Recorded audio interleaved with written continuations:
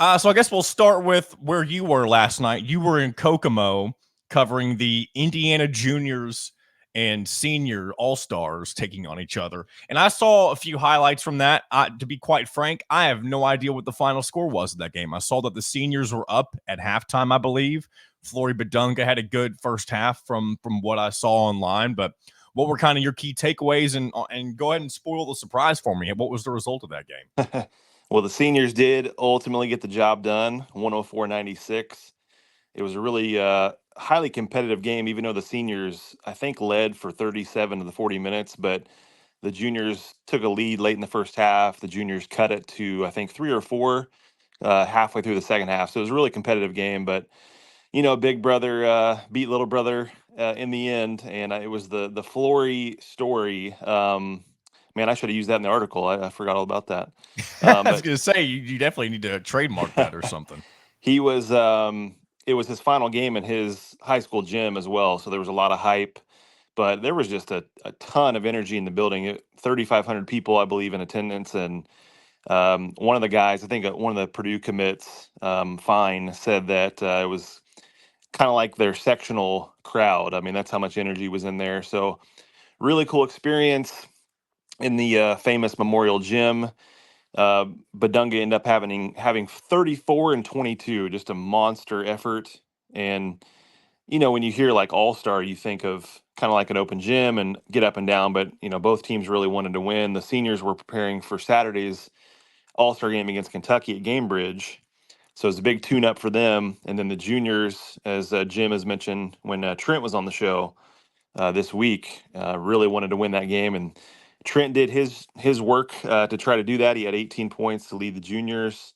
16 of those were in the first half. They probably could have gone to him more in the second half, but really fun event that I think fans should look into going to in coming years. And then, of course, they still have that opportunity Saturday for the seniors, Indiana All Stars versus Kentucky. And one thing that's kind of cool to see, I feel like especially when you look at the college game, when you think about the players who are preparing to go up to the NBA level and they're playing, or they get invited to these off-season events, specifically like if you look at football and they're playing in a bowl game or they're playing in like the Senior Bowl, something like that. I feel like nowadays you don't see, or you see a lot more of those guys opting out of games like that because they don't want to get hurt. They're worried about their if they do get hurt, not being drafted, or kind of ruining their opportunity to be professional. You don't see high school players, at least in Indiana, opting out of opportunities like this because it is so important to them. Because a lot of these guys will have D1 college careers, maybe even careers beyond that, but yet it's still important for them to play in these junior senior events. And it's nice to see that there is, I guess, still a bit of innocence left whenever it comes to amateur athletics, right? Yeah, and I'm not sure. I can't speak for other states. I would assume it's fairly similar, but you're definitely right. In Indiana, it's like some of these kids and their schedules. I remember early in the or late spring when Braylon Mullins sent me his summer schedule, and I was like, that is packed right there. Not only with 3 SSB, but different camps and obviously All Stars and some other things that they have going on. But you know, th- you take his story himself and how much he's been rising in the rankings and interest because of not his high school season, but because of all that he's involved in here in the spring and summer to really elevate his game. Part of it too is the competition. A lot of these guys are being looked at by the same schools, so there's some of that. They get a chance to play with different players, but the competition is so good, on a day-to-day basis that their games are improving. When I was at that EYBL a few weekends ago, there's over 50 D1 coaches in attendance. I mean, you just can't replicate that anywhere else other than that high competition. So it's pretty cool all summer long, all spring and summer long, to see these guys in action. Another thing we talked about last segment with Bob earlier this morning, a story was dropped by Adrian Wojnarowski. You should just refer to him as Woj because that's what everybody does, right? It was a Woj bomb, stating that the Lakers are interested in back-to-back national champion head coach Dan Hurley. And if this is something that Hurley would genuinely be interested in, first of all, if you're being pursued by the Lakers and you want the job, it's probably a given you're going to get the job. It really just comes down to whether or not Dan Hurley wants to give up all that he has currently created at UConn. I mean, he is the only head coach in college basketball since Billy Donovan to do something like win back-to-back national titles. And as I said again in the previous segment, he seems to be the first head coach in the NIL transfer portal era to kind of master how to put a roster together, a championship caliber roster, and get all of those different pieces to mesh together, all for the one goal of winning a national title. And again, two in his case. And so if somebody like him were to make that jump to the NBA level, it would rock college basketball in a way that, I mean, there's plenty of things that'll happen. First of all, you're going to have to replace the head coach. Second, you're likely going to have a mass. I mean, maybe you wouldn't. You're likely going to have a big exodus of UConn players who are very talented that will be looking for homes over the summer if he were to not be their head coach anymore. So, again, I'll let you weigh in on this, Tyler. But there's just plenty of dominoes that could potentially fall if something like this were to happen at this point in the offseason. Yeah, it would be wild. I can't really remember, something that would be even comparable because we're talking, June 6th. Woj said today they're putting on the full court press over the next few days for Dan Hurley. So imagine if there's, even if it's a few UConn players, but if it's a lot of them, they'd have like a 30-day window to look elsewhere. And some of these schools that have scholarships available, it would be a wild frenzy of free agency with just one program and all the studs that they have. But yeah, I think there's legit smoke to this because had this been maybe March or April and we hear about this, then my first thought would be, well, the Lakers are trying, Hurley will entertain it.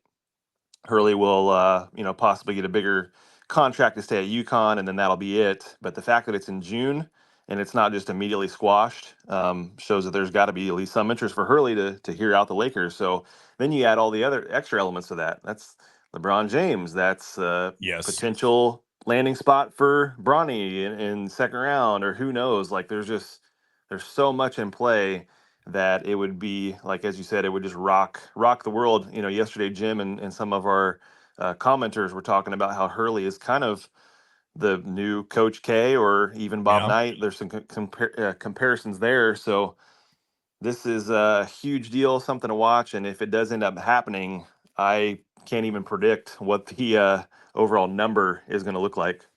And again, Indiana has one scholarship open. Keep that in mind if something like this were to happen. And again, you also have Liam McNeely, a former commit to Indiana. I don't know if he would flirt with Indiana once again. My just overall thoughts, or I guess prediction on that, I don't think he would. And it's just simply because it would, I don't want to say it's a bridge burned. I don't know exactly why he decommitted in the first place. I don't really think anybody does, except for people who know Liam McNeely the closest. But if there's anybody like a role player on that UConn squad that will be looking for a home at a team with some expectations next year, don't be surprised if Indiana reaches out to any of those guys. If Dan Hurley makes that jump to the Lakers, so Yeah, we'll have to wait and see what happens there. yeah, I agree with you. I don't think McNeely would have interest in Indiana. They've also, I mean, not he's obviously a guy that you would make room for, but they have, filled his position, I guess you could say. But I just think on his end, that would be kind of weird to go back and forth. But that's where that leaving that one scholarship open could come in handy though for one of those guys. I think ultimately Indiana will probably end up going into the season with that one scholarship open.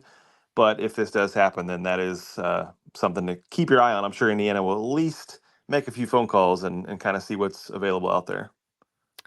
Do you think, and we've gone back and forth on this with a few people, do you think in this day and age in college basketball, with kind of the way you're able to get players through NIL and the transfer portal, do you think it's a huge deal to leave that scholarship open, especially because most people think, including myself, that if Indiana is going to fill this last scholarship, it's going to be with somebody who more than likely isn't going to have a major impact on next year's team. So with that being said, do you think it's really that important for Mike Woodson and the staff to find somebody, just a body, to fill that last scholarship? For me, it's a year-to-year basis because last year it really hurt Yeah. because they were so reliant on Xavier Johnson, who's been obviously a little injury prone, and then you lose Ja'Kai Newton, so all of a sudden you're down 2 plus the scholarship. Now you're down 3 spots. This year, I think the team is so deep and so versatile that it's not really going to hurt this year's roster to have that open spot. I wouldn't mind them seeing them use it for a guy that may not be projected to play as a freshman, a guy they can develop. Other years, there's another difference. If you feel like you have your team kind of locked in and not many guys are going to leave that following season, I also don't mind leaving that scholarship open at that point, because if you've got a lot of guys you're looking at for coming classes, you don't want to have every spot full all the time, and you're going into the offseason with kind of a limited range of what you can do. So I think it's a year-to-year, case by case basis. As far as right now, even this year compared to last for Indiana, that open scholarship feels a lot different. And if you even look ahead to who's going to be leaving the roster at the end of next season, you have 5 that are guaranteed to be gone. That's Ballo, Galloway, Goody, Hatton, and Leal. And that also leaves the door open for those who have NBA potential: Malik Renew, Mackenzie Mbako, and you could even throw in some of the other guys that maybe take a step forward this year. So you may be looking at another offseason next year where you're replacing 7+ guys.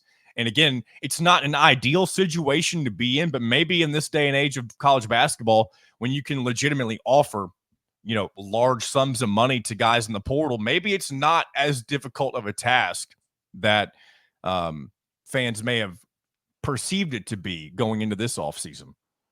Yeah, and Indiana got a great offseason this year of practice doing that with revamping the roster. It may be something that this program does on a year-to-year basis. And I know some fans don't love it, but at the same time, it has allowed them a chance to get good again quickly, at least on paper. So it's definitely going to be anywhere from 5 to 7, 8 guys that they're replacing. The other advantage of that is you got this huge class in 2025. You have the ability to say, hey, we've got room for all of you, so let's go.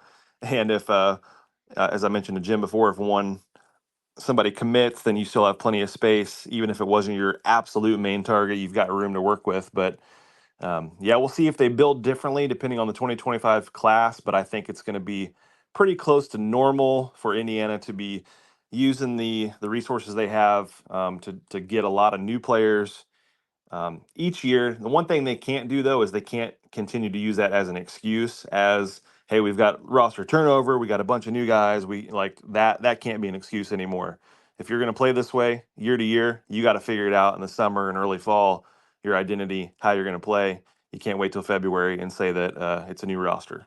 Hello, everybody. Jim Coyle with Indiana Sports Beat Radio, and thank you for enjoying our content and videos. And make sure you hit that subscribe and notifications toggle so you don't miss out on anything, whether it's Indiana Hoosiers, the Boilers, the Colts, the Pacers, Indiana high school action, whatever is happening in sports. We're trying to bring it all to you, and make sure you don't miss out on a thing. Again, hit the subscribe button for us. Helps us out a ton. We appreciate each and every one of you. Thank you so much.